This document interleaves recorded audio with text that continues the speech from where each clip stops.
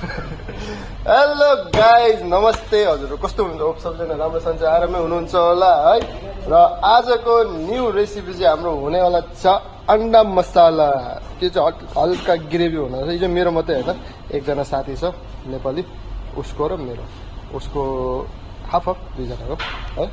So let's go to gas. अब चाहिँ पानी पसिसक्यो मैले, अब अन्डा बोइल गर्नुपर्छ। अन्डा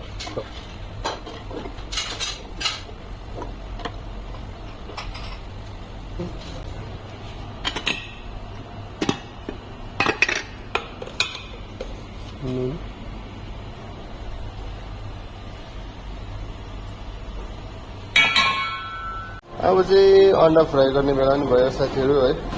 अन्डा यहाँ रेडी छ, 6वटा सामान यहाँ काटेर रेडी गरिरहेको छु। खोर्सानी, धनियाँ, लसुन, प्याज, टमाटर चाहिँ यहाँ छ। यो घेर अब चाहिँ कबाब बनाउँदैछ म चाहिँ। कबाब चाहिँ यसरी बनाउँछ। कबाबको मसिन चाहिँ यो हो, कबाब बनाउनु तरिका। यो चाहिँ मिट कबाब हो।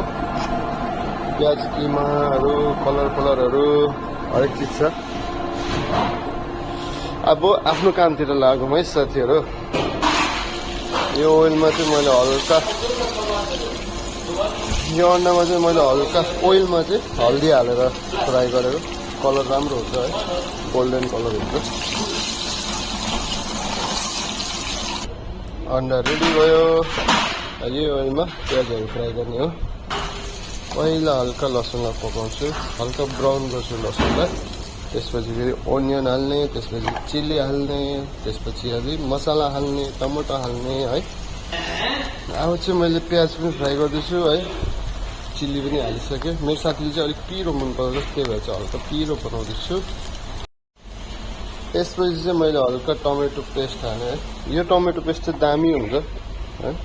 यसले चाहिँ कलर दामी निकालिदिन्छ। अहिले लास्टमा हेर्नु यसको कलर है कस्तो हुन्छ। ल हेर्नुहोस् साथीहरू, यसको कलर मजाले आउँदैछ है। अहिले अझ अन्डा हालेपछि दामी हुन्छ। अब मसला हाल्ने, यसमा चाहिँ चिल्ली, जिरा, धनियाँ सबै कुरो छ मिक्स है।